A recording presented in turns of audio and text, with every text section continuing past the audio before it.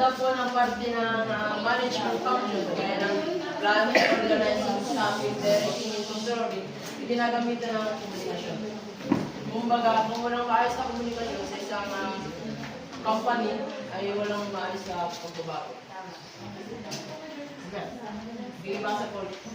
Communication process starts with the sender who has idea or a message, which is then transmitted through selection channel to the receiver, who in turn has to ready for the reception of message. Is completely coded into thoughts. Accurate communication occurs when the sender and the receiver understand one another according to habits and goals. According daw po kay Habits and Culture, ang komunikasyon daw po nag-start sa sender, which is ako. Ako yung sender at kayo yung receiver. So, ako yung merong idea at message sa isang topic, which is transmitted through selected channel. So, ibig sabihin, kung sa channel na po, dito daw po yung daan ng iyong sabi, ang iyong bawa, sa text kayo nag-uusap. Yung bawa ay sa face-to-face, dito po yung sinasabi natin sa channel. So, receiver is in turn has to be ready for the reception of the message. So, ibig sabihin, receiver daw po ay kailangan na ready sa pagtanggap ng isang message sa iyong kausap. Tapos, kailangan po ito meron decode sa thoughts. Siyempre, pag natanggap na niyo yung message, madidecode niyo sa kanya.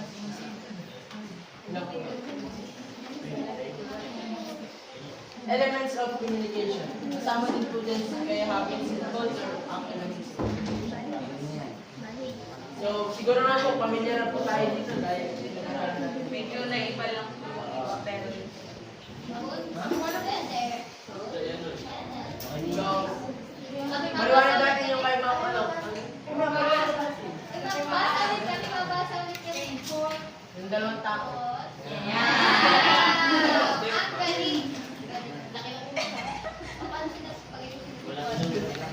Uy, ganda mo naman yan. Bae.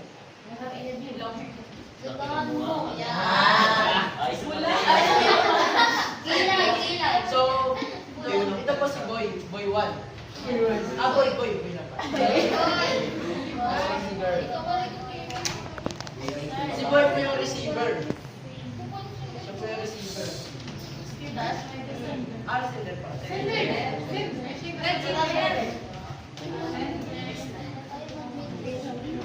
Tapos,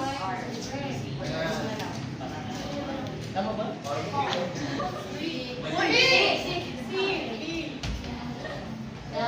So, halimbawa, si Boy, may nakita ang babae. Dumaan. Tapos, isipin niya, dito na po. Dito po pasok sa input yun. Dito po yung input. Nasa shots pa lang.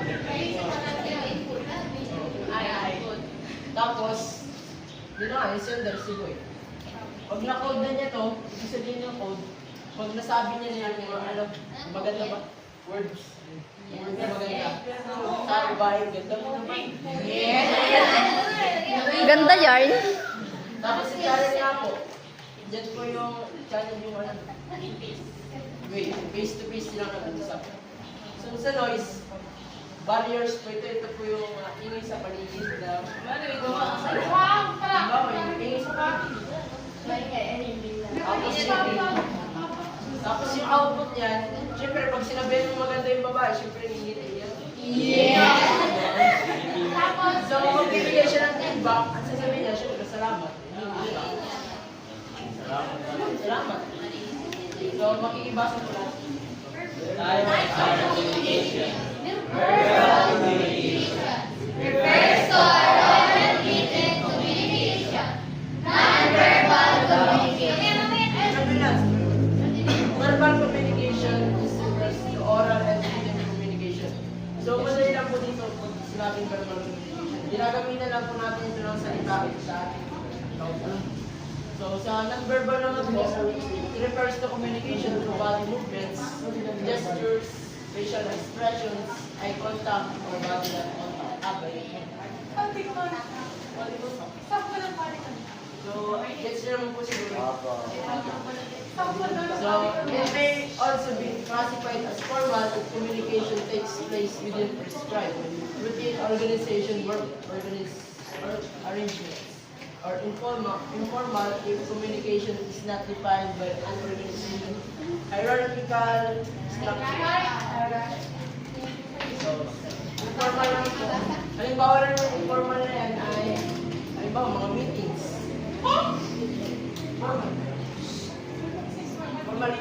Formal yan yung halimbawa yung mga meetings sa mga teachers, may meetings sa office. Tapos sa informal, yung mga kausap ko, mga friends ko. Yan. So, makikibasa po. Miss Rodin. Tama mo na, friends. Vertical communication involves communication flow between people belonging to different organizational levels. Upward communication is the flow. Vertical communication, base sa vertical communication flows between people different sources. So, vertical communication daw po, ito daw po yung between belonging to different organizational levels. So, ibig sabihin, halimbawa sa isang company, magkaiba sila ng levels. Kunyari, boss to employees. So, pumapasok din po dito sa vertical communication, yung upward communication, downward communication. Dahil, halimbawa, boss na nagbigay ng instruction sa employee. Yun po yung upward. Downward. Tapos yung, employees na nagbigay ng report sa manager. So sa madaling salita po, ang vertical communication ay higher to lower, lower to higher. Parang pinagsama lang yung dalawang upward communication at downward communication. For other explanation, vertical communication involves communication flow between people belonging to different organizational levels. So pareho po sila kahit sa magkaibang organizational level, yung communication ay mula sa pareho. Magkaiba sila, pero magkapareho lang ng katayuan. Halimbawa ay sales department at production, management, production, doon yung pumapasok yung vertical. Ganito, vertical. Pag upward naman, mula sa employees, papunta sa managers. Pag downward naman, mula sa taas, o mula sa managers, papunta sa employees. That's it?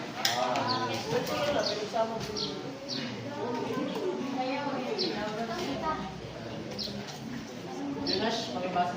Ibigay na. Horizontal or lateral communication takes place among employees belonging to the same hierarchical level. Members of cross-functional teams who belong to different units or departments but occupy the same organizational level in order to save time and facilitate coordination.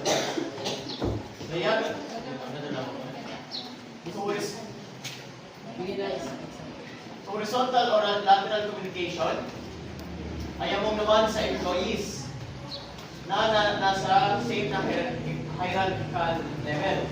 Members of these cross-functional teams who belong to different units or departments would occupy the organizational level in order to save time and facilitate coordination. So kung sa vertical communication, siya ay from the manager to the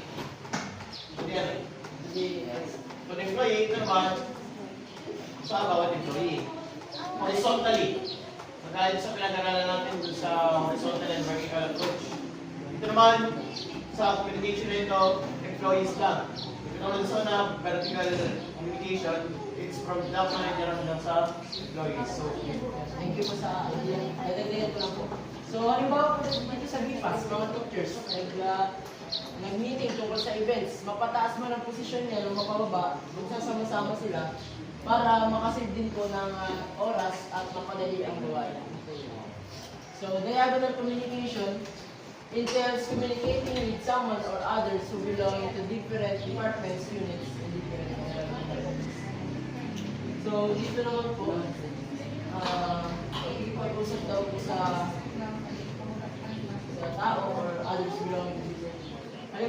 dito ay sa si Ma'am Adelina, sa principals. IT technicians na tumawag kay Ma'am Adelina tungkol sa system problem. Magkaiba po sila ng posisyon at magkaiba rin po sila ng different level units. So, ayun nga, different units. Magkaiba sila ng trabaho.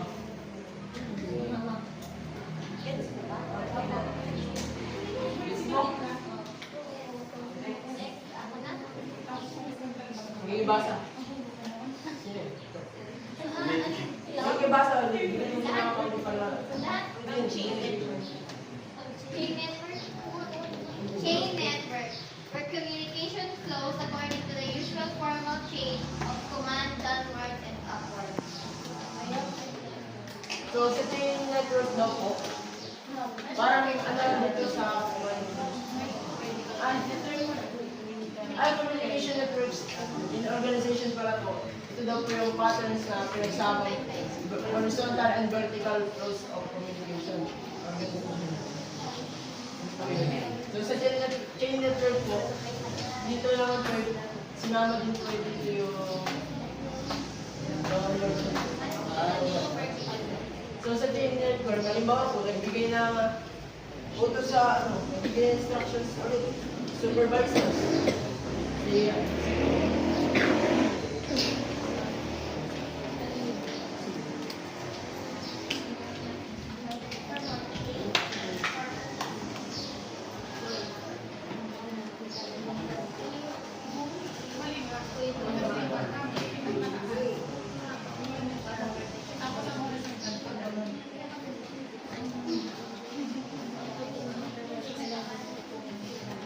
So, halimbawa po, CEO na nagbigay na instructions sa supervisor. So, si supervisor po, ipapasa naman niya kay manager yung information na nakuha kay CEO. So, pagkabasa po ni supervisor kay manager, ay sa kanya po ibababa. So, para lang din na po, pinagbaliktad lang yung samang upward and kumbaga dumadaan po na po siya sa pataas pa ba? So, Mr. Rino, Yung network of communication flow between a leader and other members of their group. So, like, yung real network daw ay isang communication na ang nag-communicate ang leader and members sa isang grupo. so sa well communication network daw po, yun nga po sabi ni Rino. So, isa po kung halimbawa nila, halimbawa po sa isang project team, meron po doon isang leader at na nagbibigay ng instructions sa mga members. So, lahat po ng mga yung mga ng members concerns, yung mga concerns ng mga members, ay dadaan muna kay leaders bago ibigay sa iba pang members.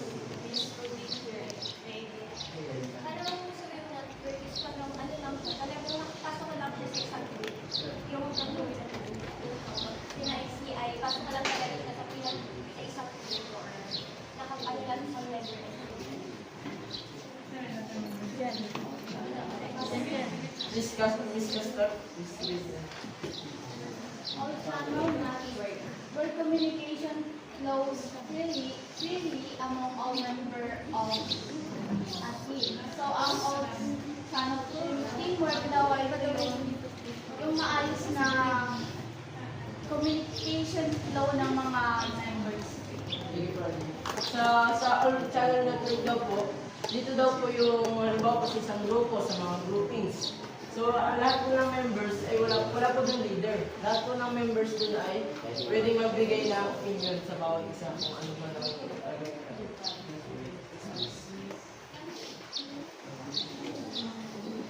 Mr.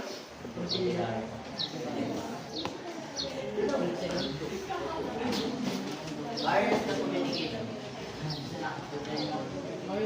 Considering the shaping of information communicated in order to make it look good or advantageous to the receiver.